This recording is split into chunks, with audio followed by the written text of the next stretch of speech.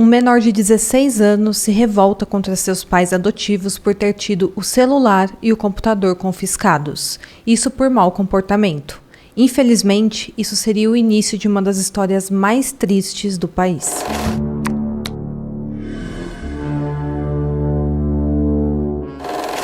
Olá pessoal, sejam bem-vindos de volta ao canal e hoje mais uma vez vamos abrir a caixa de Pandora com um caso bem recente que aconteceu aqui no Brasil.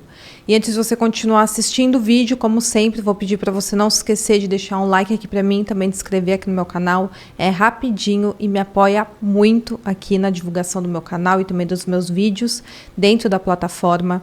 Nós postamos de 2 a 3 casos por semana, então ativa o sininho para você não perder nada e ser notificado cada vez que eu postar alguma novidade aqui para vocês. Eu também abri a possibilidade de você ser um membro do meu canal, que é uma forma de apoio no meu trabalho, e com isso você terá acesso a vários benefícios. Então clica no primeiro link aqui da descrição e se torne um membro. Eu também faço conteúdos exclusivos para a rede social de fotos e lá também tem um grupo onde a gente pode ter um contato mais direto, então me segue, o arroba estará aqui na tela. Então é isso, fique comigo até o final do vídeo e bora para o caso de hoje.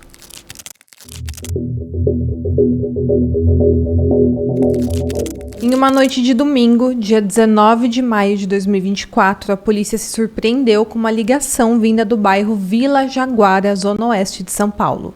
Do outro lado da linha, era um adolescente chamado Igor, de 16 anos, confessando que tinha tirado a vida de toda a sua família há 2 dias. Essa família era composta pelo casal Isaac Tavares, de 57 anos, e Solange Gomes, de 50 anos. Juntos, eles tiveram a Letícia, que tinha também 16 anos. E o Igor, que tinha a mesma idade da Letícia, tinha sido adotado pela família com apenas 2 anos de idade.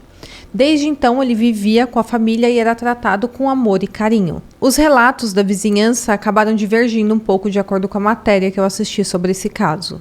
Há quem diga que a família era muito tranquila e pacata, que tinha uma rotina comum e que nunca notaram nada de anormal na vida deles.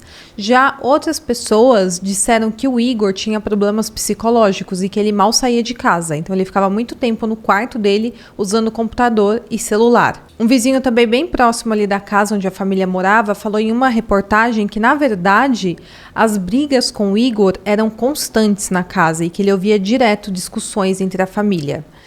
Recentemente, a família havia feito uma viagem para o interior de São Paulo de 4 dias para descansar e ter um tempo ali de qualidade juntos.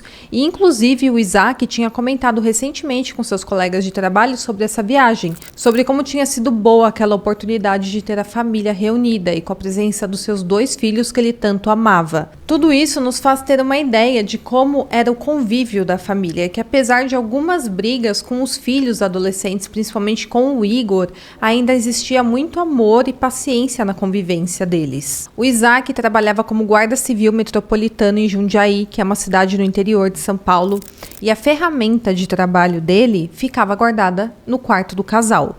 E ambos os filhos sabiam da localização dessa ferramenta, como acontece em muitas casas de policiais. Diante desse contexto todo, o Igor estava com 16 anos e ele começou a ter comportamentos que estavam desagradando seus pais. Segundo o próprio Igor, durante uma das discussões entre a família, seus pais teriam dito que ele era um vagabundo. Ouvir isso deixou o Igor extremamente irritado. E para piorar, os pais proibiram que ele tivesse acesso ao seu celular e ao seu computador.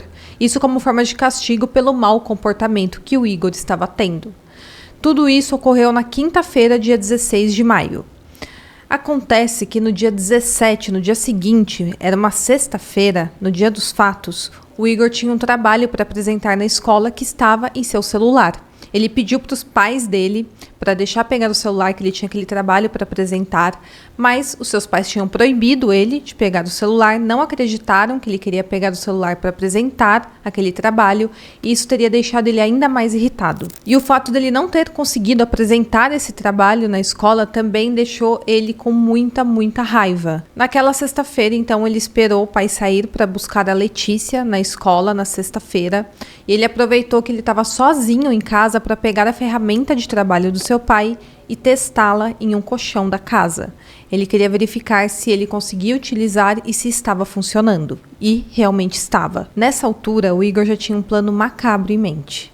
Ele então esperou o pai voltar com a irmã de moto da escola, e assim que o pai chegou na casa por volta da 1h23 da tarde, ele foi para a cozinha e a Letícia para o quarto dela. O Igor então foi atrás do pai e enquanto Isaac se debruçava sobre a pia da cozinha, ele levou um disparo na nuca. A Letícia, que estava no andar de cima nesse momento, escutou o barulho e neste ponto as informações divergem de acordo com a fonte. Uma fonte diz que o Igor subiu no andar de cima e a Letícia perguntou o que tinha acontecido e ele então deu um disparo no rosto da irmã. E outra fonte alega que a Letícia ouviu o disparo e desceu até a cozinha e então levou o disparo no rosto. O fato é que ela levou um disparo, o Isaac e a Letícia. E o autor desses disparos era o Igor.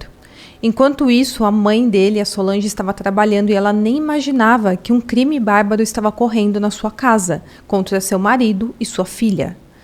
Após fazer os disparos, o Igor almoçou ao lado do corpo do pai, que estava no chão da cozinha já sem vida, e depois ele foi à academia, como se nada tivesse acontecido. Como era por volta da 1h da tarde quando isso aconteceu, muitos vizinhos estavam fora de casa trabalhando, então ninguém ouviu nada. E aí, às 7 da noite, a Solange chegou em casa e foi recebida pelo Igor no portão. Ele abriu o portão da garagem e acompanhou sua mãe até a cozinha. E quando ela entrou no cômodo, ela se deparou com o corpo do seu marido no chão da cozinha. Ela entrou em desespero e começou a gritar, porém não deu tempo de nada. Nesse momento, ela foi atingida por um disparo enquanto estava de costas. E ela caiu em cima do corpo do Isaac. Nesse horário, grande parte dos vizinhos já estavam em casa, já tinham chegado do trabalho. E um deles disse que ouviu o barulho do disparo. Mas ele nunca imaginou que aquilo era o som de uma arma de fogo. Ele falou que imaginou que poderia ser algum móvel caindo dentro de casa, qualquer outra coisa, menos que a vida de uma pessoa tinha sido tirada. Mas teve algo que os vizinhos realmente estranharam na movimentação da casa, e foi o fato do carro da Solange, que ela usava para trabalhar, ter ficado parado em frente à casa, ao invés de ter sido colocado dentro da garagem. A família nunca deixava o carro passar a noite fora de casa. Mas naquele dia, quando ela chegou do seu trabalho de carro, o Igor tinha a recepcionado no portão da casa e pediu que ela entrasse. Isso antes dela conseguir guardar o carro na garagem. Então ela apenas estacionou na frente da sua casa e deixou o carro ali. Esse foi o único sinal de que algo estranho poderia estar acontecendo dentro daquela casa. O único sinal que os vizinhos perceberam. No dia seguinte, no sábado, o Isaac iria trabalhar e ele teria que estar no seu posto de trabalho logo cedo. Quando ele não compareceu, um colega de trabalho mandou uma mensagem perguntando onde ele estava e se ele iria comparecer ao trabalho naquele dia. E então, o Igor pegou o celular do pai, viu aquela mensagem e respondeu que estava muito doente e não poderia comparecer. Então ele se passou pelo pai dele nessa mensagem. O Igor continuou agindo como se nada tivesse acontecido, mesmo tendo 3 corpos da sua própria família naquela casa. E naquele dia, ele foi para a academia como se nada tivesse acontecido. E quando voltou para casa, ele falou que ainda estava com muita raiva. Então ele pegou uma faca na cozinha e cravou nas costas da mãe dele. E a raiva dele era por terem confiscado o seu celular. E sabe o que é mais bizarro? Ir à academia era algo que o Igor fazia todos os dias com o pai dele, com o Isaac. E o próprio Isaac incentivava muito o filho a fazer exercícios físicos, porque o próprio Isaac era um atleta que gostava muito de correr e de se exercitar. Então era algo que pai e filho faziam juntos. E mesmo assim, após tirar a vida do seu pai, ele foi na academia sem demonstrar nenhum problema sozinho naquele dia. Naquele sábado ele também foi até a padaria, onde ele costumava ir comprar pão, e tem uma filmagem que mostra esse momento.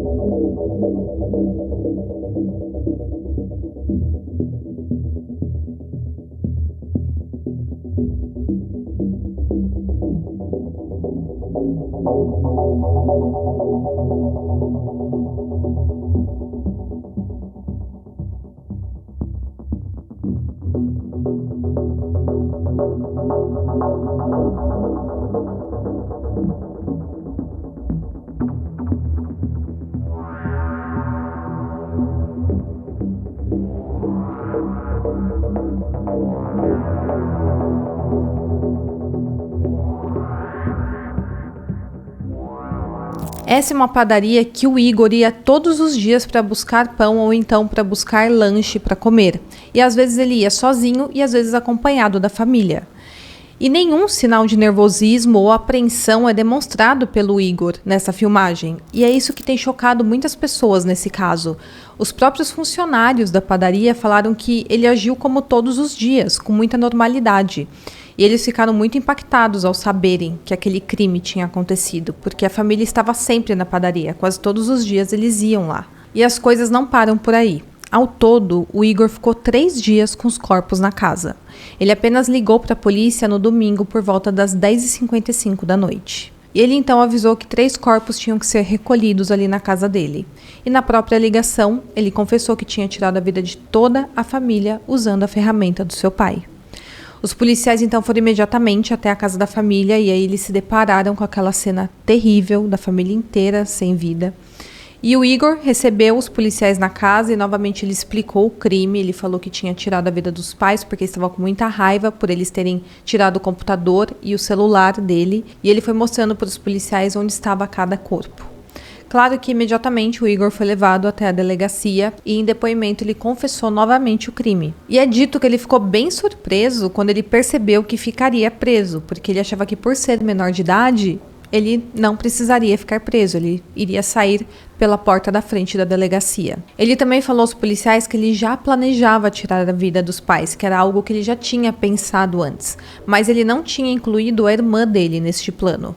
Porém, pelo fato da Letícia estar na casa quando tudo aconteceu, ela também teve que ser uma vítima. Ele ainda reafirmou que o objetivo era apenas realmente tirar a vida dos pais, ele só queria matar, e que ele não se arrependia dos seus atos e que, se pudesse, faria tudo de novo. Uma fonte policial também falou que ele só chamou a polícia porque teria ficado incomodado com o cheiro ruim e também com a grande quantidade de moscas na casa, atraídas pela decomposição dos corpos. E só por isso que ele decidiu chamar as autoridades. Tudo isso demonstra um nível de psicopatia muito grande nesse menino. E dificilmente ele conseguirá ser considerado inimputável, como provavelmente a sua defesa tentará alegar. Afinal de contas, ele não apenas cometeu o crime em um momento de explosão. Tudo isso foi feito de uma forma extremamente fria e calculada. Ele esperou até o dia seguinte da discussão com os pais, provavelmente para os ânimos se esfriarem. Ele esperou o pai sair para testar a arma em casa, esperou o pai virar as costas para atingi-lo sem deixar qualquer chance de defesa e depois ainda atraiu a mãe para dentro de casa para fazer a mesma coisa com ela. Além disso, ele respondeu mensagens se passando pelo seu pai. E tudo isso demonstra que ele tinha plena consciência de todos os seus atos. E ele também falou em seu depoimento que ele já tinha pensado várias vezes, em outras ocasiões, em outras discussões, em tirar a vida dos seus pais. E que dessa vez ele apenas planejou que iria realmente fazer isso na última discussão que a família teve, de quinta para sexta-feira.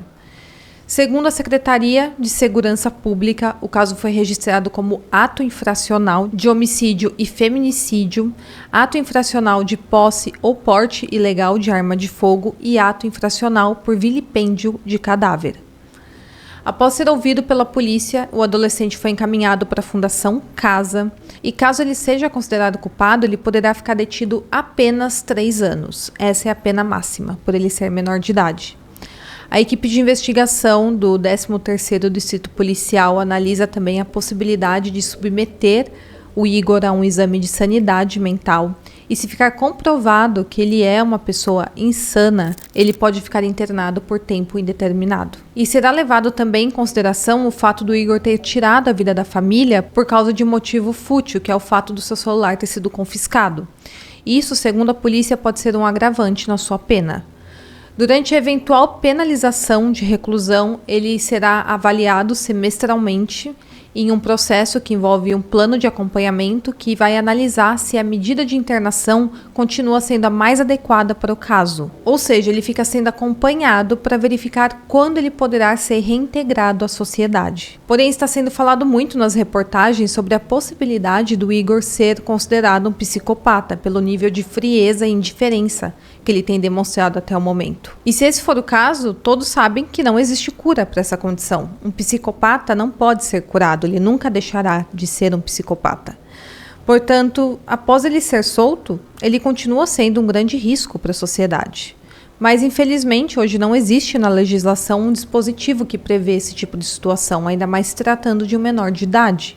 Então, em 3 anos, pode ser que ele esteja aí nas ruas de São Paulo. E segundo o ECA, ele pode ser considerado apenas um infrator, ou seja, nem de criminoso ele pode ser chamado. Inclusive, a sua identificação, o seu rosto, não pode ser demonstrado. Ele tem que ficar em anonimato total. E ainda no ECA tem um dispositivo que fala sobre os adolescentes que chegam à maioridade durante a internação. O que pode acontecer nesse caso, porque ele tem 16 anos. Então, quando ele fizer 18, ele pode estar ainda internado, caso ele seja submetido à punição máxima aí de 3 anos. Se for o caso, ele irá completar 18 anos enquanto ainda estiver internado ali na Fundação Casa. E nesse caso, isso não implicará na extinção automática da sua punibilidade. Nesse caso, a aplicação das medidas socioeducativas se estende até ele completar 21 anos. Agora, uma vez atingida a idade de 21 anos, o ECA prevê a liberação compulsória do interno. Ou seja, a regra é liberdade após os 21 anos, nesse caso. O pior disso tudo é que quando ele for liberado, a gente nem vai saber quem é esse menino. E isso eu acho muito ruim para todo mundo. Porque pode ser que um dia esse menino seja o seu vizinho e você nem imagine que foi ele que tirou a vida da família inteira. Um caso que está sendo equiparado a este é o do Champinha, que aconteceu em 2003. Para quem não sabe, ele sequestrou e tirou a vida do casal Liana Friedenbach e Felipe Café. Na época do crime, o Champinha tinha 16 anos também, e ele foi considerado o líder do bando que ele andava, que era composto por 4 elementos maiores de idade. Ele era o pior ali do bando, ele inclusive comandava o bando aos 16 anos de idade, e ele também foi considerado um psicopata. No caso do Champinha, ele ficou internado na antiga FEBEM, que posteriormente passou a ser denominada Fundação Casa. Ele ficou lá até 2007 e depois disso ele foi transferido a um hospital psiquiátrico, onde ele segue internado até hoje, 21 anos após o caso. Então, estão estudando a possibilidade do mesmo ser feito com o Igor, porque esse menino solto nas ruas é um perigo para toda a sociedade.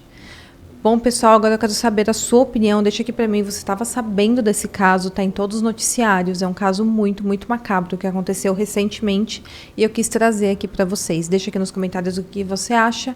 Espero que vocês tenham gostado e até o próximo caso.